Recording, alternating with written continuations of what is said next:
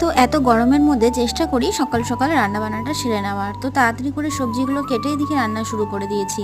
আর আজকে করে নিচ্ছি সজনে আলুর চচ্চড়ি আর পটল পনির দিয়ে একটু রসা। তো পরে একটু পটলও ভাজলাম, আর সকালে একটু ভাত আর আলুর পাঁপড়ের তরকারি করেছিলাম, সেটা দিয়ে খাওয়া হয়ে গিয়েছে।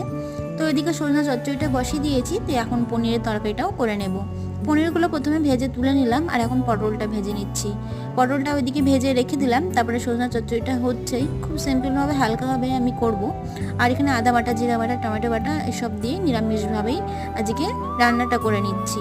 তো পটল আলু তো প্রথমে ভেজে নিয়েছিলাম, মশলাটা কষিয়ে নিয়ে এখন দিয়ে দিলাম। এদিকে মশলাটা কষানো হয়ে গেলে আর পনিরটা দিয়ে দিলাম, দিয়ে এখন সামান্য একটু জল দিয়ে ফুটিয়ে নিয়ে নামিয়ে নেব। তো এদিকে আমার দুটো রান্নাই হয়ে গেল।